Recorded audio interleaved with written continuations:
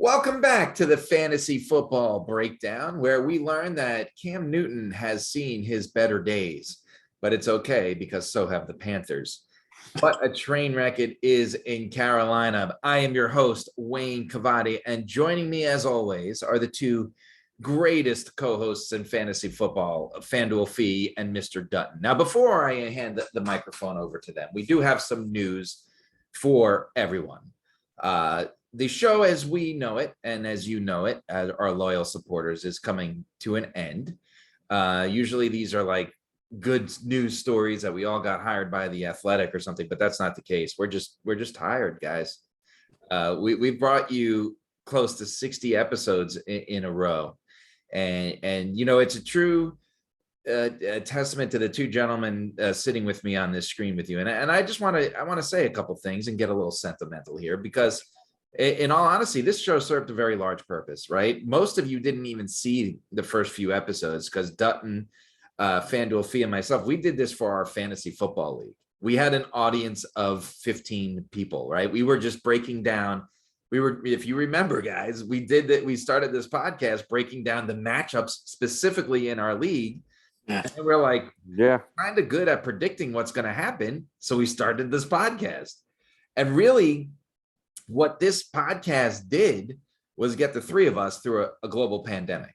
It gave me the opportunity to talk fantasy football with two of my best friends every week. And for some reason, you guys listened. So we're greatly appreciative. And we hope that we helped you a little bit when there wasn't a lot to do. You had something to look forward to. But the point is that hopefully we're coming around the corner, and there's just, you know, Mr. Dunton wasn't in school teaching when that all started, you know. Fee, you have three kids and you're working from home, and it's nuts. Like, you know, everything's kind of, there's more life again. We're not just sitting in a home with wanting something to do. And it got a lot for us. So we are still going to have episodes. There's some Fanduel Fee offshoots in the works. We'll have a Super Bowl preview. We'll try to get together every month or 6 weeks or so.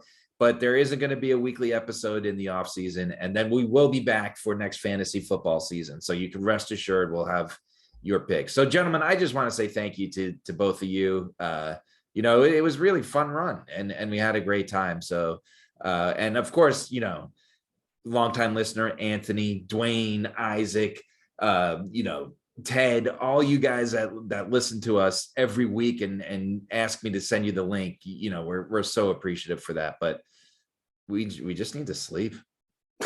Sleep is good. Sleep is good. So on that note, Fanduel Fee, welcome back. How are you? How was your Thanksgiving? I'm great. My Thanksgiving was very good. I was happy, you know, got to spend it with some family. It was nice. And to your little story there, thank you for hosting this for all this time. It's definitely been a pleasure. But also, this is not necessarily coming to an end. It's only coming to an end because the fantasy football season is coming to an end. Like you said, we are going to have some more shows. They are going to be fewer and far between, but there will be some more. And then we will be back next year again for when the fantasy football season does start up again. So we'll be around during the fantasy football seasons. And also, like you said, I am going to try to see about doing a Fanduel Fee offshoot show for the rest of the year after fantasy football season is over. But the NFL season is still going strong. So I'm going to see about trying to put something together for that. But thank you also for hosting this. And I'm definitely appreciative.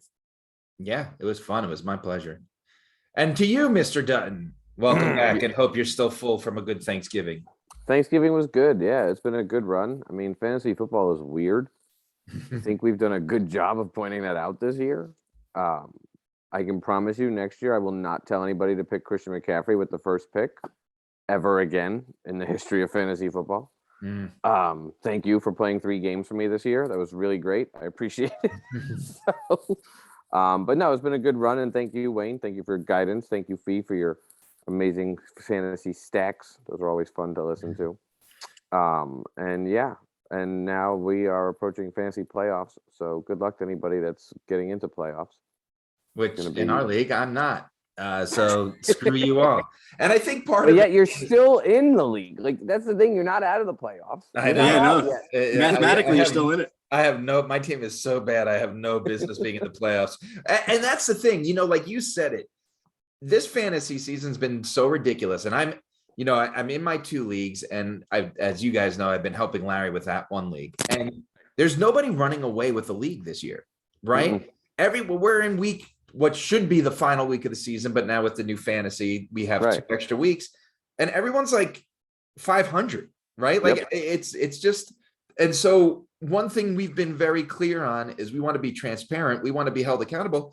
And we've done a hell of a job with the starts and sits in a year where it makes no sense what's happening. None. Right? Zero. Like this week, once again, you tune in to watch the NFL and you lose the best players on the field. Dalvin Cook, Christian McCaffrey. The Cowboys had no receivers again. Like Darren Waller got hurt. It was like, come on, like it's not like Jim Bob Smith. 18 Dan Arnold linebacker. Dan Arnold is out for the season. Did you see that? No, Dan Arnold IR out for the season. Oh my goodness. It's coming. been a really rough season, and that's part of what's been so exhausting about it. But that being said, and speaking of weird stuff, our locks of the week, we hit again for the 4th time in 5 weeks, right? We hit with the Raiders. And not only did we hit with the Raiders getting 7.5 points against Dallas, they won. They won. Right? And Dunton won a 2nd week in a row with your Detroit Lions, ladies. Look, they're not going to win a game, but they are your team to bet on. They've been great against the spread this year. They may be 10-1, but they've won about 5 times against the spread. Fantastic. And I picked the Texans, and the Texans did Texans things, of course, so they made me look bad. But hey, overall, we hit with Fee's Raiders and Dutton's Lions, and our overall lock of the week was the Raiders. Oh, by the way, the Lions are getting 7.5 at home again. Yeah. It's hard not to pick them again.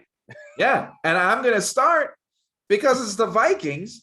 And what the hell have the Vikings done to merit giving 7 points to anybody? So I'm taking the Lions for a 3rd week in a row. So I mean, that's my lock of the week. Look, at this point, I was going to pick them, and I'll jump in. I was going to pick them, but I couldn't pick them 3 weeks in a row because, I can't keep going to the well. So I'm going to go with another road dog, and I'm going with the Giants against the Dolphins because they're on a high right now. And I don't think the Dolphins can cover 3 points against the Giants. It's a weird game too. But it's like you said, the Dolphins are kind of streaking, I guess is a word. So they're due for a letdown game. Sorry, Fee. Fee's scratching his head, just thinking. No, it's just that the Giants aren't necessarily good. Oh, and by the way, Daniel Jones might be out this week. Oh, well, that might change my pick then. I didn't know that either. So that could be big, but the Giants had no business winning that game. You hear that, Eagles fans? Eagles. No business winning that game. Man, and they had all business doing that because, as Dutton pointed out before week 1, Jalen Hurts sucks. Not a fantasy. He's not an NFL quarterback. He's not. I'm telling you. He was getting fantasy points early on. You're gonna not like a few things I have to say later on in the show. That's fine. It's all right. I don't think he's an NFL quarterback. My lock of the week this week, if I can bring up my sheet again, is the Saints plus 4.5 at home. So they're home dogs against Dallas, who has not really been doing much of anything. And have nobody playing again. And Taysom Hill may actually start and play this game for the Saints. At quarterback or tight end? At quarterback. And so that tends to slow the game down a bit. And I feel like this may end up being a bit of a low scoring game, even though, and the Saints have a great defense. Let's not forget that. Yeah. But a home dog against the Dallas team that just hasn't looked good recently, I'll take the 4.5. I hope they keep it close. Yeah. So which one of these 3 do we like as our lock? I'm a little worried about locking in the Giants, although I am too. If Daniel Jones plays, I would like it, but if he's questioned, right. I would have been on board with the Giants if Daniel Jones was playing, but I don't think he is, and I don't think that I can take the Giants with I don't know. I don't even know who their backup is. I It's don't like either. Glennon, Mike Yeah. Glennon. Oh, Mike nice. Glennon, journeyman Bay Mike Glennon. Buccaneer legend, Mike Glennon. Yeah, Chicago Bear legend Mike Glennon.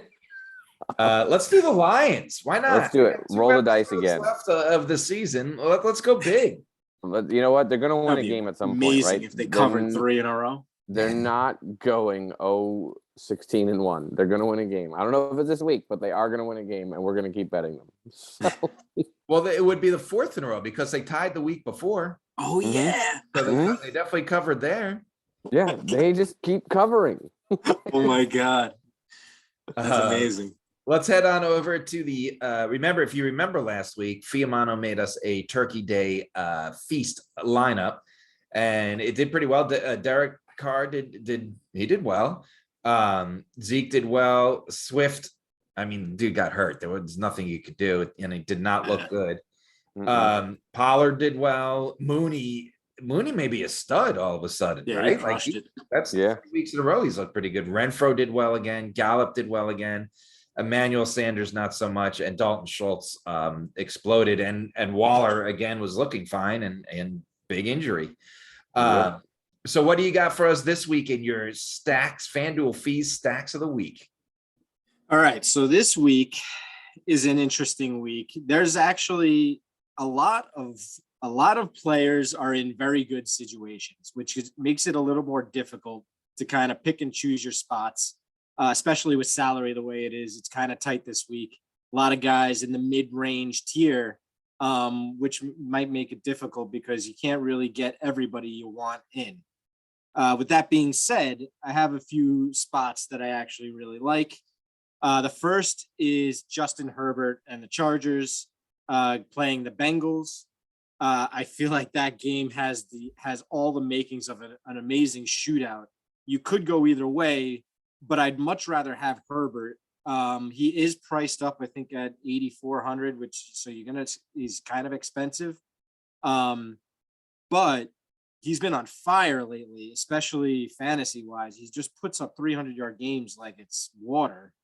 And I mean, against the Bengals, whose pass defense is the worst in the league, I think, or second to worst in the league. It just makes sense to really kind of sneak him in there and try to find value elsewhere on the slate. I really like stacking him with Eckler. He's also priced up at 8,000, but he gets tons and tons of looks through the passing game and running the ball. And if you're gonna stack that game, might as well throw in Keenan Allen in there as well, and just triple stack it if you can. But it's going to cost you, and you're going to have to find value elsewhere. But I really like Herbert and Eckler for sure. If you want to pay down at quarterback, I really like Heinicke at 7,100. He's not a great NFL quarterback, although he does get it done.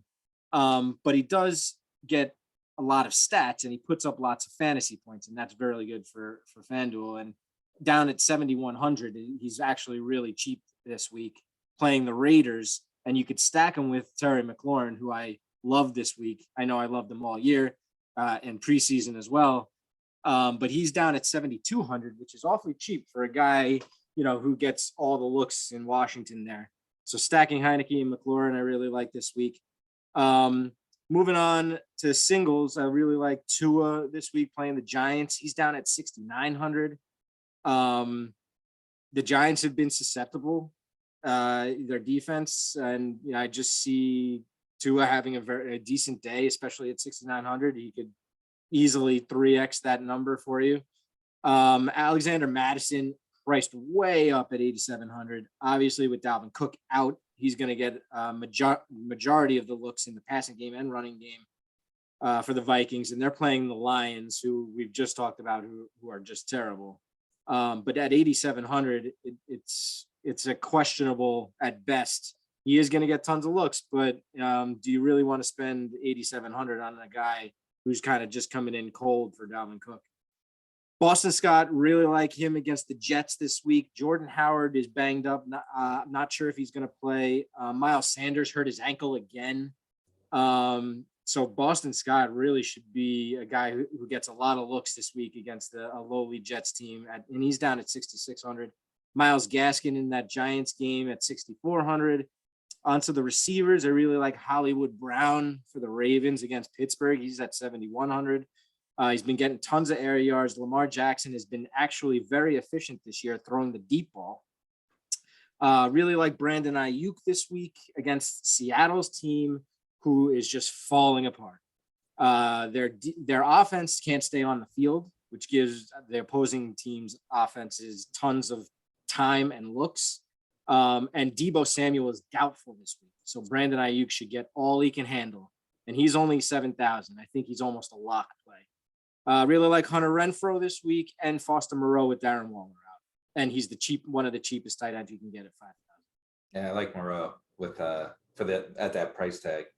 And then, it's amazing, right? Deebo Samuel, all of a sudden it's like another Cordell Patterson, right? And then boom, he's hurt. And it's like, what is like these guys can't play more than 2 weeks at a time. It's frustrating. It's really frustrating. But that is football 2021.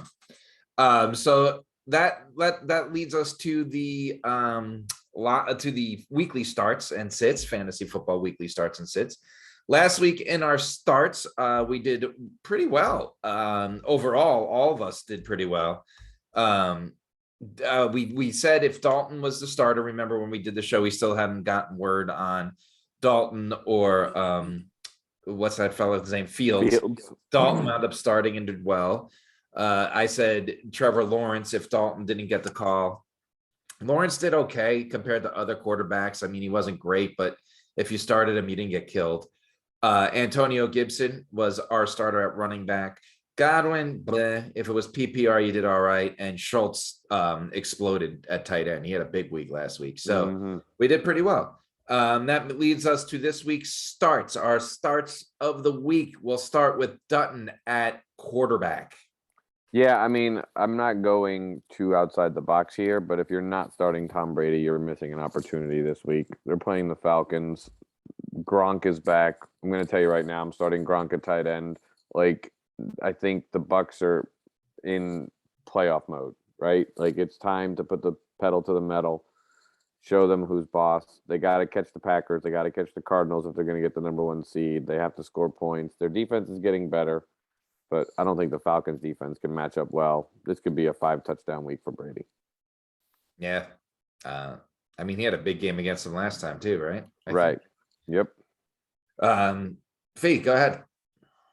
I'm going to go with Joe Burrow this week playing the Chargers. I know I talked about Herbert just a second ago, but Herbert's kind of an obvious pick. So I kind of wanted to do something a little out of the box as well. Burrow, you might be playing someone else if you have a couple of different quarterbacks on your team. I think playing Joe Burrow this week against the Chargers, like I said, I think this game could be a hell of a shootout between the Bengals and the Chargers. I really like Burrow this week to put up big numbers. I'm going to go now. I still think the Lions win this game, but I don't think it stops Kirk Cousins from the guy. Just Adam Thielen and Justin Jefferson catch a touchdown a week, and he's the guy that throws it to him. And he's just been in a season of zero consistency. It's incredible to say that Kirk Cousins has been one of the fantasy consistent points. Which shows you the fantasy season we're dealing with. Right. One of the most inconsistent quarterbacks in football has been one of the more consistent fantasy quarterbacks this year.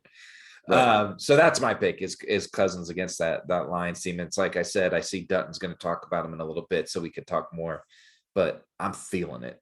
So gentlemen, of Kirk Cousins, Tom Brady, and Joseph Burrow, who are we starting? Well, I think Brady is the obvious pick here. I agree completely with Dutton that he should go nuts. The way the Bucs have been playing, which is run the ball often the last couple of weeks, I feel like this is a spot where they can air the ball out without kind of any repercussions, really, if they make any mistakes. So I feel like they're just going to let Brady go nuts because they haven't really been lately. I mean, he's like a front runner for MVP this year, right? Like, isn't that crazy to think? Like, it's nuts, right? But yeah, it's crazy. 44 and he's going to win the MVP again. Right. Let's move on to running back, Fanduel Fee. I'm going with Alexander Madison. I mentioned him in the FanDuel segment. They're playing Detroit. While I said that he's kind of expensive for FanDuel at 8,700, I do like him, especially against Detroit. He's going to get all the volume, all the touches for Minnesota. So I think I'm going to go with Madison. It's a good one. And to you, Dutton. I'm going with Javonte Williams. I think the Broncos have found the future in their backfield. I think the Broncos are fighting for a playoff spot. They're not out of it, right? They're in it. And I think they need to keep the Chiefs offense off the field. So how do you do that? You run the ball, right? And I think it's going to be a lot of Javonte Williams. And what about Melvin Gordon? Yeah, What about Melvin Gordon? Javonte Williams is the pick. If I had to pick between the two of them, I'm starting Javonte Williams. Well, the reason why I ask is because I have both of them on my team, so I need right. It's and it's hard because like Fee, when you look at it too, like I was like, it's going to be one of them. But I just think Javonte Williams is, first of all, he's quicker, right? He's definitely faster than Melvin Gordon for sure. I think he's got some better hands than Melvin Gordon, which I'd also agree with that. Yeah, but the problem, of course, is when they get inside the 5-yard line, it's Melvin Gordon time. So that's the one downside to Javonte Williams, right? He's going to have to score from outside the 10, because if not, it's Melvin Gordon time. So, yeah. And that's kind of like, I really like what you mentioned it, Scott on the Eagles, if Howard's out, if Sanders is dinged up, he has that, and he scored last week, but there is no consistency in touchdowns in that backfield when Jalen Hurts is the quarterback, and he could vulture you. And these Eagles running backs have not been running for more than 70 yards a game.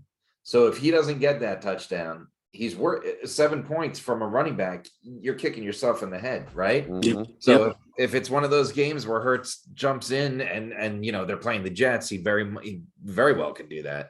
You're screwed. So I'm going to go with Gaskin, who seems to score 2 touchdowns against marginally good teams. And I think the Giants are one of those defense he can monopolize. And I think Myles Gaskin is a pretty safe start this week. Of these 3, Myles Gaskin, Javonte Williams, and Alexander Madison, which one are we starting? I like this selection. It's not. Yeah, I like it. It's fun. Off the page selection. It's fun. I would go Gaskin here. I mentioned them in the FanDuel segment. I like him against the Giants D. I like Tua, but I basically like all of the Dolphins, especially with Jones being out. The Giants offense has been lackluster at best. The Dolphins should have a lot of chances, going forward. Yeah. Okay, so Brady and Gaskin so far. We'll go to wide receiver, and as I mentioned, with Kirk Cousins, the guy, all this guy does is catch touchdowns for 2 years running now. So Dunton, he had Thielen. He had 2 touchdowns in the first half the other day, right? Like you're done with one half of football, and your wide receiver has like 20 points for you already. That's a pretty great day. Yeah, they're playing the Lions. The Vikings are fighting. They're still an outside playoff shot, and as inconsistent as fantasy has been this year, for some reason, Adam Thielen and Kirk Cousins have been very consistent. So I'm going with Adam Thielen. Well, it's if you watched the game, right? If you remember way back to the wide receiver rankings and the busts, we talked about how every other website except us said that Adam Thielen was a bust because he had those 13 or 14 touchdowns last year.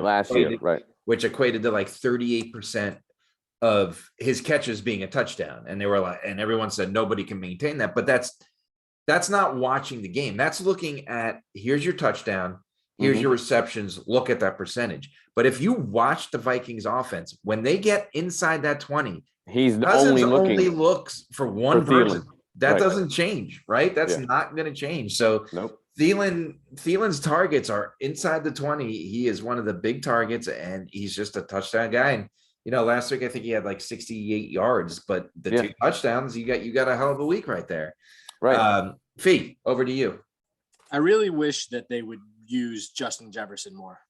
I really do. I know Thielen's very good. Mm-hmm. Jefferson's really good too. Yeah, they obviously like Thielen better. It's the Russell Wilson problem. You can only have one wide receiver be good at a time, right? Yeah. Seattle doesn't have that problem anymore. No. My start this week is Brandon Eiuk versus Seattle. Debo is out. Eiuk has performed well, even with Debo there. He should get a ton of volume, ton of looks. I know I feel like I'm a broken record talking about volume and looks and the amount of opportunity that these guys get, but I think that's really what you're looking for in fantasy. And I really like Brandon Eiuk this week playing against the Seahawks. I am going to go. I'm kind of picking these off the wall picks a little bit. I'm going to go with someone that had a good week for me on the Fanduel, and I'm going to pick Van Jefferson. Rams going against the Jaguars. He seems like he's got a big touchdown a week waiting in him. He doesn't get a lot of targets, but he is a big play guy. So it's a boom or bust kind of, he's only going to get about 5 targets, but of those, he catches 3 or 4, and they all seem to be 20-yard catches, right? So you have, if he catches all 3 of them, you have a big day. So Van Jefferson's my pick. I love Thielen. You guys know that. Thielen, if I bought a football jersey today, it would be out of Thielen. So he's got my vote. But I like all 3 of these guys. So what do you guys think? Yeah, I'm for Thielen. I'm okay. I'm feeling it. I'm feeling it. All right, let's move on to tight end. Fee, we'll start with you. I like Cole Comet this week playing the Cardinals. There's not a whole lot to choose from in the tight end position between guys being hurt, guys being on bye, guys not being Travis good. Kelce. Right. So I'm gonna go with Cole Komet this week playing the Cardinals. Andy Dalton. Cole Komet actually the last 3 weeks has had over 7 targets every week. He's caught I think 4 or 5 balls in every game. And with Andy Dalton throwing him the ball, he's really been giving him a lot of looks. And I expect that to continue. So I'm going to go with Komet this week. I mean, Komet's a great tight end. That's the thing. It's just Justin Fields doesn't know how to use the tight end, unfortunately. Right. And when if you remember the beginning of the year, he came out hot when Dalton was there. And then obviously last week they just fed him the ball, Dutton. I'm going with Gronk. I mean, he's just an animal. I mean, the guy didn't score a touchdown last week and had 16 points between yards and receptions, right? Like your tight end doesn't score a touchdown and get 16 points. That's what everyone was expecting from Kelce all year. Which really quick, I'm going to ask this question.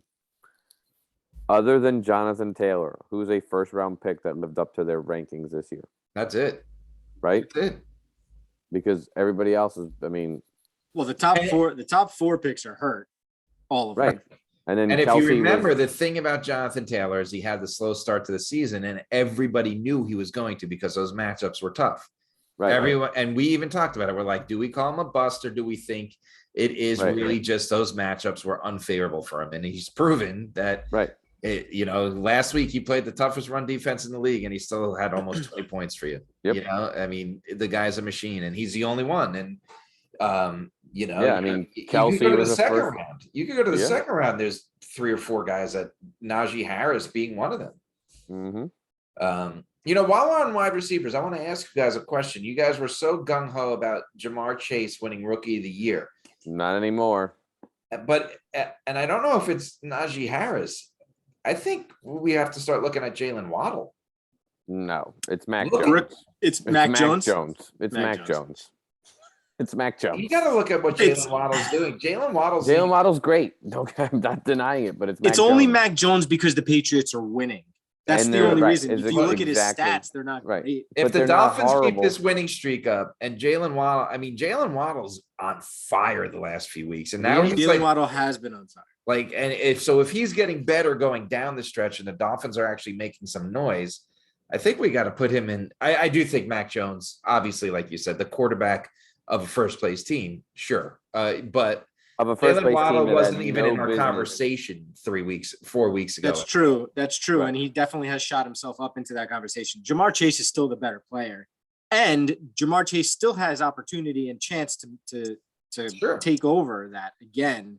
But the Bengals need to throw him the ball more often than they are right now. They've been running Mixon all day long, and they haven't needed to throw the ball recently. Right. And T. Higgins had 40 points ton of targets last week. T. Higgins had a ton of targets. They got weapons on that team. Here's the So thing, too, right? Case has a chance. Mac Jones is the quarterback of the first place Patriots in a division that was supposed to be dominated by the Bills, right? Yeah. The Bills were going to run away with that division. And now the Bills are in a dogfight with the Patriots, which nobody was expecting to happen. And if he wins Monday night, just give it to him now, right? It's He's over. gonna win. I think Right. they're gonna win. Does the Patriots play? The Bills. Bills on Monday night. It's like the best Monday night game we've had in years. In about 25 years. And I'm going to watch Peyton and Eli talk about it. Yeah. So, Hold on, let me throw my tight end in the mix before we go completely off. I'm going. yeah. It was so good to see him back on the field last night. I'm going Logan Thomas. They play the Raiders. The Raiders, like we joke all the time, they haven't been good against the tight end since 2016. So I just like that he was back and he looked good. He looked healthy. Yeah. So Yeah, let's go with Logan Thomas. you want to put him in as our start? Yeah, let's do it. We were so high. We were higher than anybody else. And that injury just killed us. Mhm. He was good. He was really good. And then he got injured. And now he looks good again coming back. So, I mean, he could be a consistent tight end for you coming down the stretch here when there really aren't any. And that offense is coming together now, right? McLaurin is a verified stud at wide receiver. Antonio Gibson is well back on track. McKissick is doing what McKissick does, and Samuel is off the IR as well. So they got all their weapons, and Heinicke is becoming an NFL quarterback. I think McKissick might be done for the year with his neck injury. It was that bad. It was that bad. That sucks. I like McKissick. All right, so run down real quick. Brady, Gaskin, Thielen, Thomas are your starts of the week. Let's go to sits. How did we do on sits last week, you asked? We told you to sit Josh Allen, which didn't really work. We told you to sit Josh Jacobs, which really didn't work. Hawkinson got hurt, of course, because everyone gets hurt. And Mike Williams did all right. So that being said, let's move to our sits of the week. And Dunton, we'll start with you. I'm sitting Russell Wilson because I don't understand what's happening in Seattle. Like last year, we've talked about this. Last year, they came out the gates on fire. And then their offense piddled out, right? It hasn't picked up. This year, I don't think they found it yet from last year. And I still don't understand why Russell Wilson can only throw to one wide receiver per game. TJ Lockett was great last night. Great. Right? But what's his face? DK Metcalf caught one pass when there was 28 seconds left in the game. That was his first target of the game. He had one target. Yeah. With 28 seconds left in the game. I don't understand it. The San Francisco 49ers defense is tough. Sit Russell Wilson. Yeah. I mean, it's almost like Russell Wilson doesn't care about football anymore. I think he's just so mad at Seattle. He's like, whatever.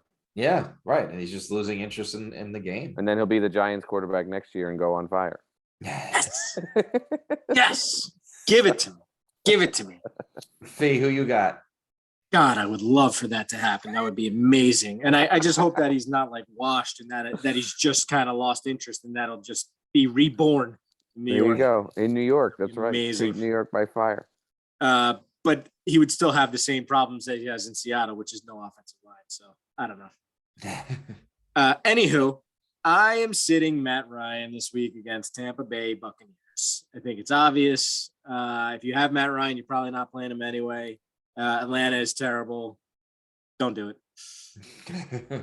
That was going to be my sit of the week. So who is going to be my sit of the week now? I mean, there's a lot of guys. When you get to the quarterbacks, everyone's a sit, right? Nobody's good anymore. It's so frustrating trying to pick the right guy. But I mean, are people starting Carson Wentz? No, right? Like that's what I'm saying. Like you look at these guys like Carson Wentz, of course you're gonna sit. I mean, I might just double up on Matt Ryan because I just don't think anybody, I mean, Big Ben, right? Like nobody's starting. If you're starting Big Ben, you are in a world of trouble in fantasy football. So I just don't see I'll throw Teddy Bridgewater into the mix because the Chiefs defense is actually they've looked like starting Teddy Bridgewater. Right. That's what I'm saying. These are starters. He might also be hurt too. Right. Drew Lock finished that game. He's always hurt. So I'll double up on Matt Ryan, to be honest. All right, we're gonna sit Matt Ryan. There we go. So let's move on to running back.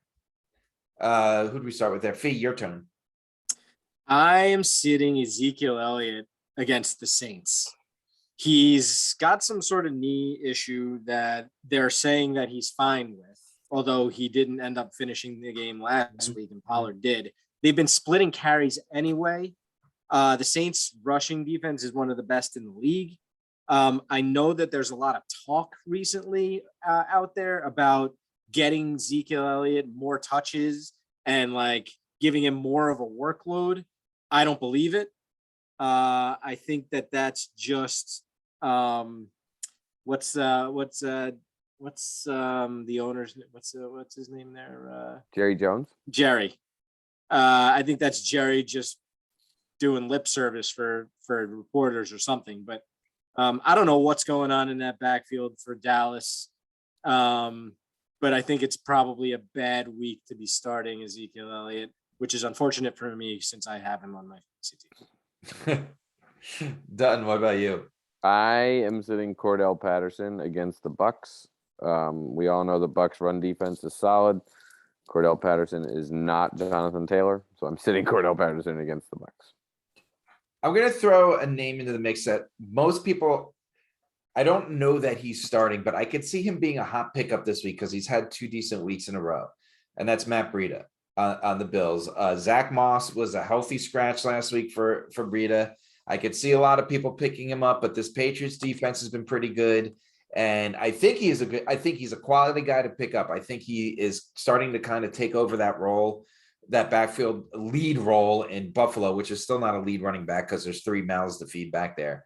And I think it's a good pickup, but I don't think this is the week to start him. And that's why I think we need to bring him into the sits conversation. Not against the Patriots. Right. And I think a lot of people are going to pick him up if he's still out there. I think a lot of people are going to put him into the lineup because of the last few weeks. And I think they're going to be disappointed this week. But I'll say let's sit Patterson because he's been so hot when he plays. And that Bucks rush defense is just ridiculous. Yeah, I'm with Patterson too. All right, let's go to wide receiver Dutton. I'm sitting Tyler Lockett because this week DK Metcalf gets all the looks. Yeah, you just have to go opposite weeks. That's how it goes. I'm sitting Chase Claypool playing against Baltimore.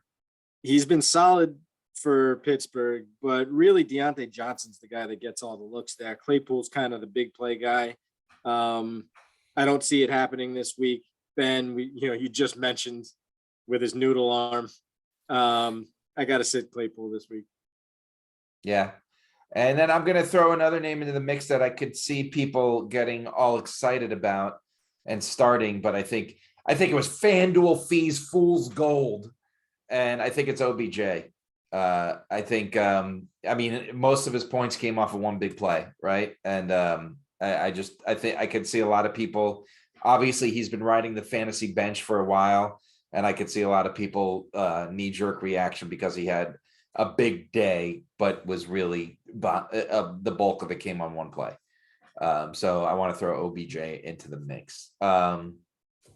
We could go Lockett because he's the most high-profile guy on there. I'm okay doing that, but I think all 3 of these guys are sits. Yeah, I mean, and I don't know if anybody paid attention to it. I know you two got it from me, but the whole shade that Devontae Adams threw at OBJ for OBJ asking for his jersey, that was one of the best comebacks ever. Why don't you go to Cooper Kupp because that's who you play with? Like, that was amazing. So, yeah. But he did that because he chose to go play there for them instead of going to Green Bay. Yeah, I mean, honestly, I don't know.